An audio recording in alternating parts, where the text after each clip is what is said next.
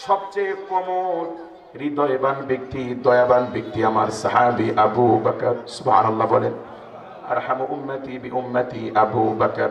আমার সমস্ত উম্মতের মধ্যে, কাদের মধ্যে? আমরা নবীর উম্মত কিনা?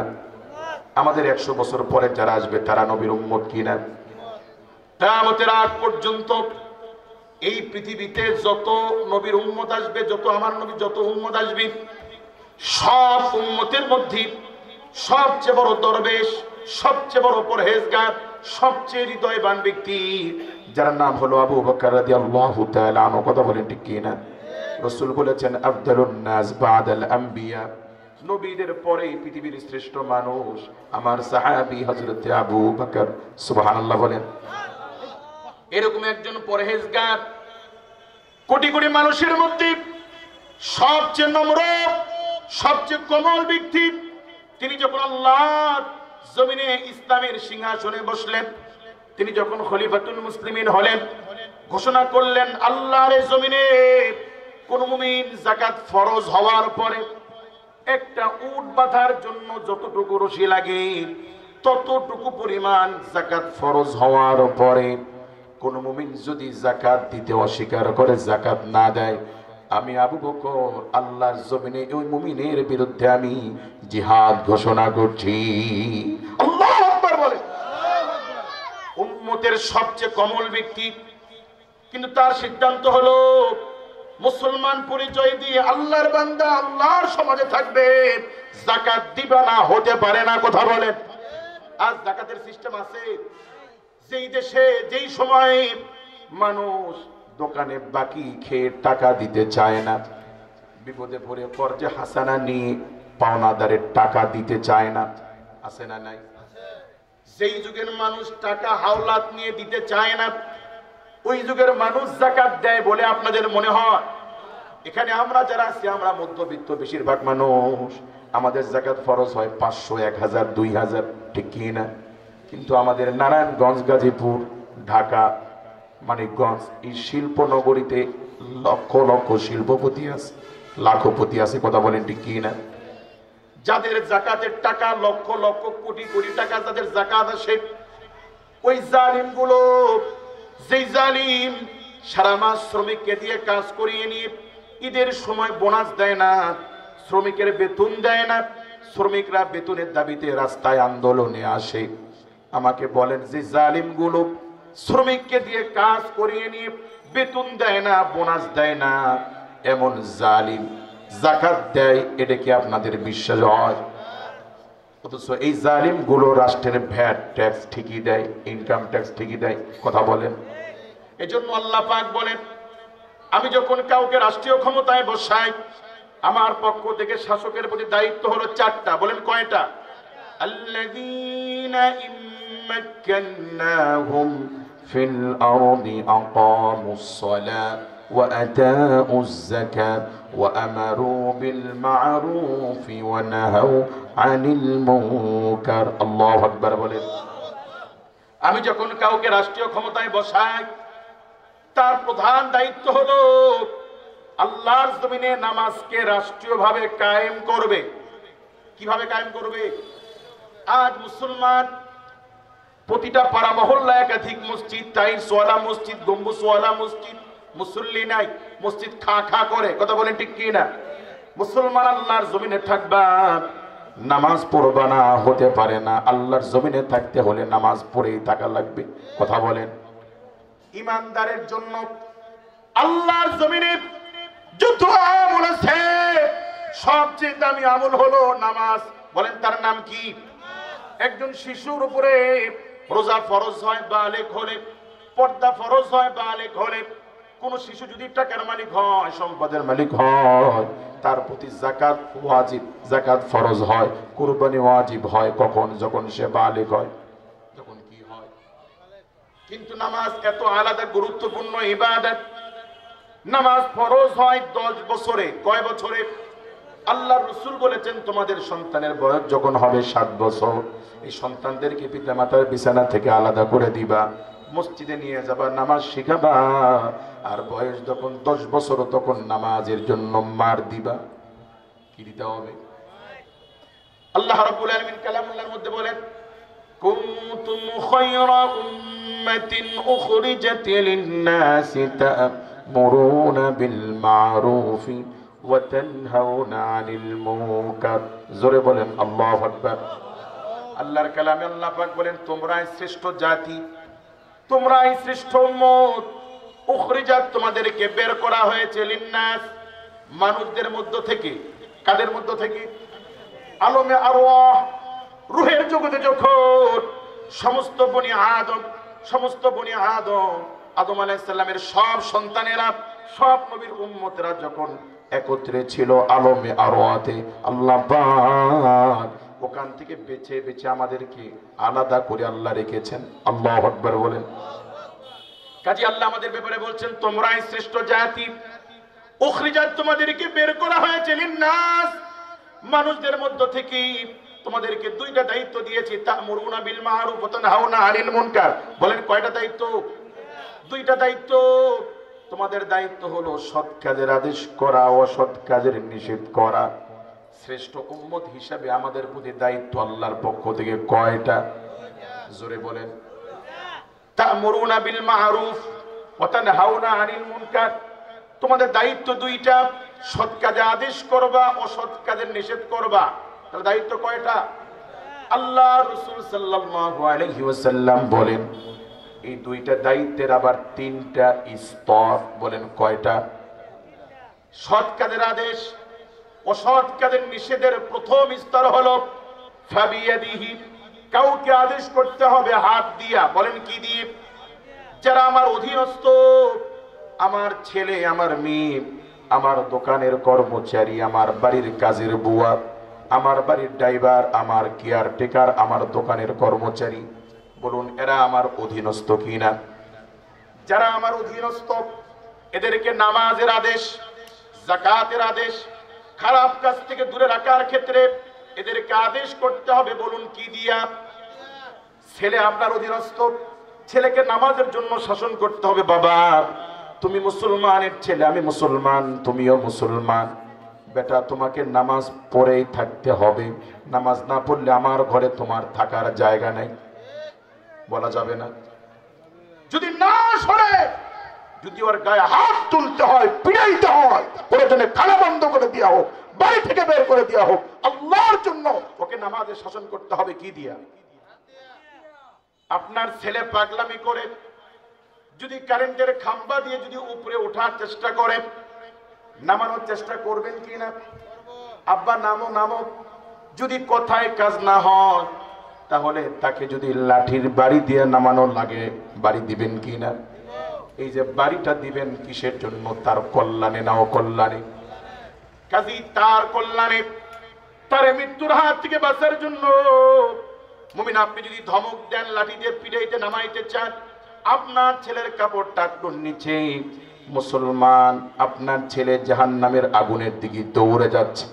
বাপ হিসাবে আপনার দায়িত্ব হলো ছেলেকে শাসন করা। কি দিয়া? বাবা এটা হারাম, এটা আগে জানানো, যদি না জানে জানায় দেওয়া। তাতেও যদি কাজ না হয়, ওরে ধমক দিতে হবে, বেটা তুমি মুসলমানের ছেলে। এই যে আজকে তোমাকে আবার বারণ করলাম, আর কোনদিন যদি তোমার কাপড়টা নিচে দেখেছি, হাড্ডি গুঁড়ো করে ফেলবে। এটা হচ্ছে আমরু বিল মারুফ নাহি আনিল মুনকারের প্রথম স্তর।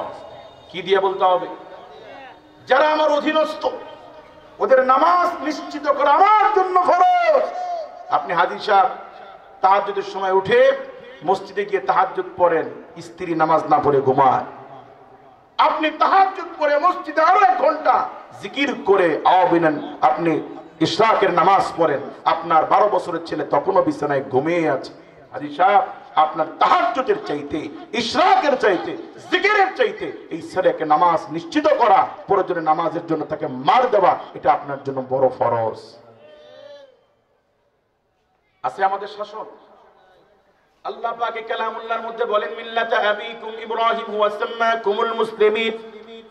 তোমাদের আব্বা মুসলিম মিল্লাতের বাপ হযরত ইব্রাহিম আলাইহিস সালাম। বলেন কি নাম? আমাদের আব্বা তো এমন ছিলেন, আব্বাজান স্বপ্ন দেখে নিজের কলিজার টুকরা বেটাকে নিয়ে মিনা বাজারে গেছে। মিনা বাজারে নিয়ে বলছে, আব্বা ইন্নী আরা ফিল মানামি আন্নী আযবাহুকা ফানজুর মাযা তারা। ওরে আমার বেটা, আমি স্বপ্নে দেখেছি আমি তোমাকে জবাই করছি। কি করছি? বেটা নিশ্চয় এই স্বপ্নটা আল্লাহর পক্ষ থেকে, কারণ নবীদের স্বপ্নটা ওহী। আল্লাহ পাক চাচ্ছেন আমি যেন আল্লাহর রাহে তোমাকে কুরবানি করি। আল্লাহ পাক ওহী নাজিল করে বলেন নাই, ফেরেশতার মাধ্যমে বলেন নাই, শুধু স্বপ্নে দেখিয়েছেন। কি করেছেন? হযরত ইব্রাহিম আলাইহিস সালাম বলতে পারতেন, আল্লাহ আমার জীবনটা নিয়ে নেন, আল্লাহ আমাকে এত বড় পরীক্ষা নিয়েন না, আমার ছেলেকে নিয়েন না, বলতে পারতেন কি না? কিন্তু ইব্রাহিম আলাইহিস সালাতু ওয়াস সালাম আদর্শ হলো তিনি ছিলেন আত্মসমর্পণকারী। আল্লাহর কালামে আল্লাহ পাক বলেন যে ইব্রাহিম আলাইহিস সালাম তো এমন। ওয়াইদ ক্বালা ইব্রাহিম, আল্লাহ রব্বুল আলামিন ইব্রাহিম আলাইহিস সালামের ব্যাপারে বলেন, ইয ক্বালা লাহু রাব্বুহু আসলিম। যখন ইব্রাহিম আলাইহিস সালামের রব তাকে বললেন ইব্রাহিম আত্মসমর্পণ করো, ইব্রাহিম আলাইহিস সালাম বলেন ক্বালা আসলামতু লিরাব্বিল আলামিন। আমি तमाम জগতের সৃষ্টি জগৎ লিল্লাহি রাব্বিল আলামিন, যিনি আসমান জমিনের যিনি রব, সে আল্লাহর কাছে আমি আত্মসমর্পণ করেছি। আল্লাহু আকবার বলেন। হযরত ইব্রাহিম আলাইহিস সালাম আল্লাহর কাছে কি রকম আত্মসমর্পণ করেছেন? ইন্নী ওয়াজ্জাহতু ওয়াজহিয়া লিল্লাযী ফাতারাস সামাওয়াতি ওয়াল আরদা হানিফান ওয়া মা আনা মিনাল মুশরিকিন। আল্লাহু আকবার বলেন। ইব্রাহিম আলাইহিস সালাম তার জীবন যৌবন, টাকা পয়সা, ধন দৌলত, দুনিয়া আখিরাত যা ছিল সব কুরবানি করে দিয়েছেন আল্লাহর জন্য। কার জন্য? হযরত ইব্রাহিম আলাইহিস সালাম ছেলের জন্য আল্লাহর কাছে অনুনয় বিনয় করতে পারতেন কি পারতেন না? কিন্তু আল্লাহ পাক চেয়েছেন, কোনো কথা নাই, পৃথিবীর শ্রেষ্ঠ বাপ, পৃথিবীর শ্রেষ্ঠ মুসলিম ইব্রাহিম আলাইহিস সালাম মিনা বাজারে নিয়ে ছেলেকে বলছে, বেটা ইন্নী আরা ফিল মানামি আন্নী আযবাহুকা ফানজুর মাযা তারা। ও আমার কলিজার টুকরা বেটা, আল্লাহ পাক চাচ্ছেন তোমাকে আল্লাহর জন্য কুরবানি করার জন্য। ও ইসমাইল, তোমার মন্তব্য কি?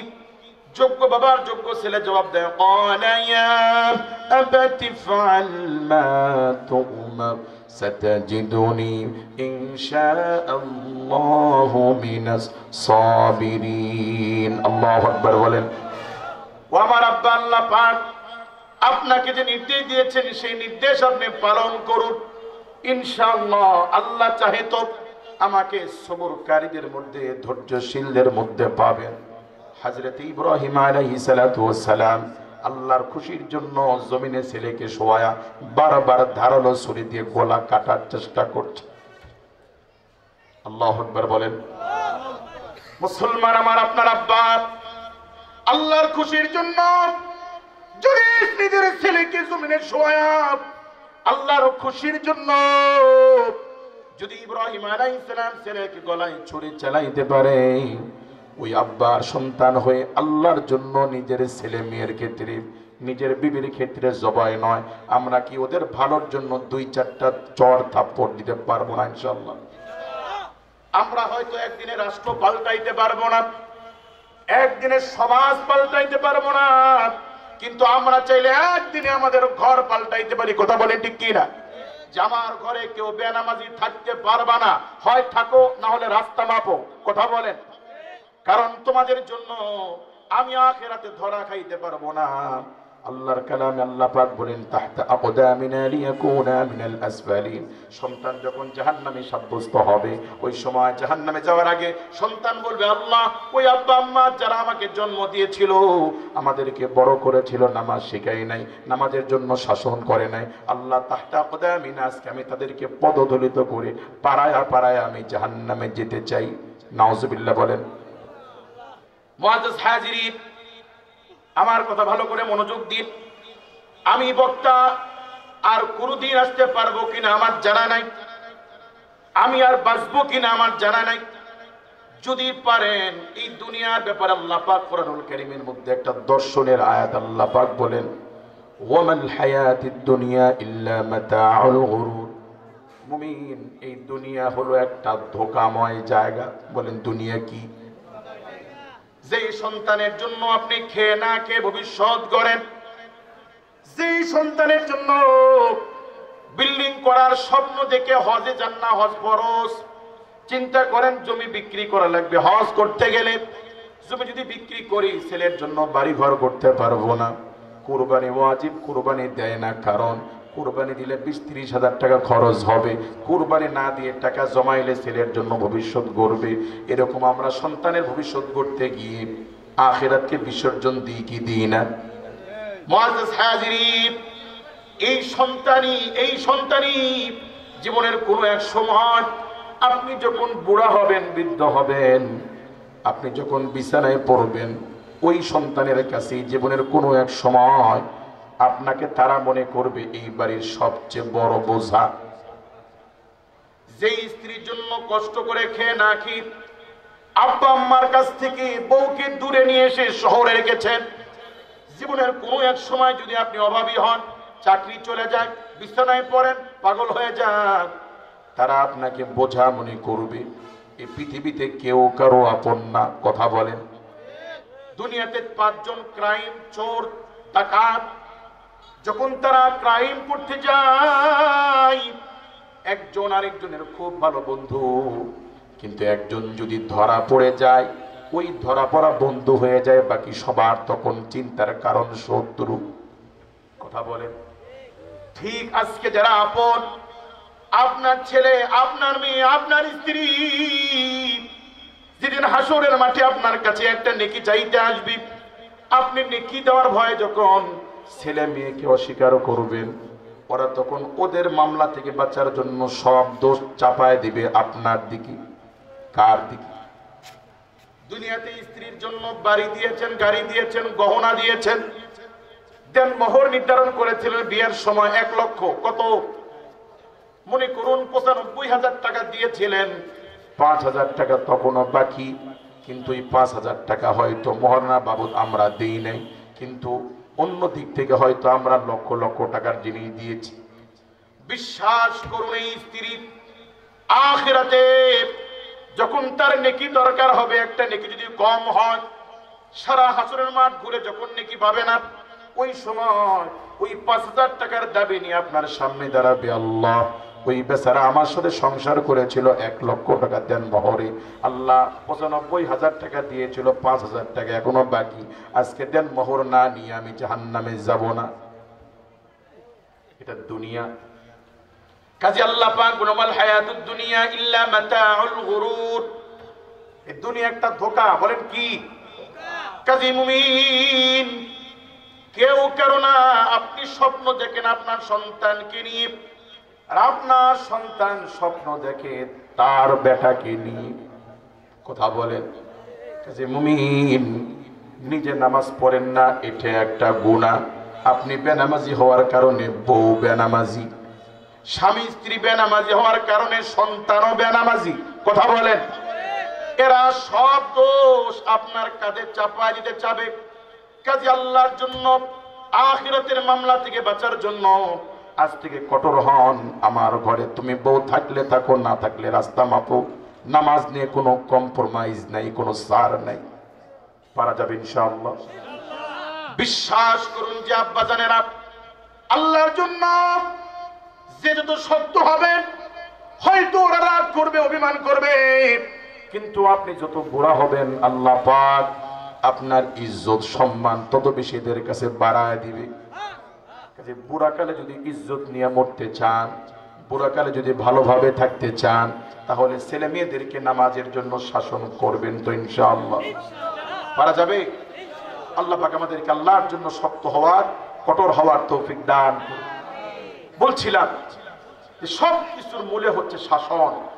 আমি বক্তা যত নামাজের কথা বলি, আপনাদের এলাকার খতিব সাহেব যত নামাজের কথা বলুক, পর্দার কথা বলুক, আপনি যতদিন শক্ত না হবেন, ঘরের মেয়েরা তো পর্দাশীল হবে না। আর আপনার মেয়ে যদি পর্দায় না চলে, হুজুর কি মার দেওয়ার ক্ষমতা রাখে? ধমক দিতে পারবে? আমি পারবো, আপনি পারবেন, ঠিক কি না? সেই জন্য আল্লাহ পাক বলেন, আমি যখন কাউকে রাষ্ট্রীয় ক্ষমতায় বসাই, তার প্রধান দায়িত্ব হলো আল্লাহর জমিনের নামাজকে রাষ্ট্রীয়ভাবে কায়েম করবে।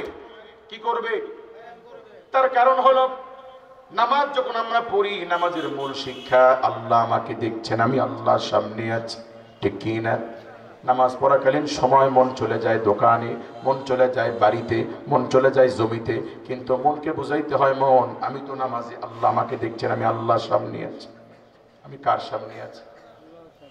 কোন একজন এলাকার চোর মসজিদে ঢুকেছে চুরি করার জন্য, অলরেডি ফ্যানও একটা খুলেছে। হঠাৎ যদি লক্ষ্য করে দেখে মসজিদের কোনায় নতুন একটা সিসি ক্যামেরা লাগানো হয়েছে, ভয় লাগবে কি লাগবে না? কাজে মুমিন, আমি আল্লাহর সামনে আছি, আল্লাহ আমাকে দেখছেন, তার মানে হলো আল্লাহ আমাকে দেখছেন, সিসি ক্যামেরার চাইতে বড় একটা ক্যামেরা আমাকে দেখ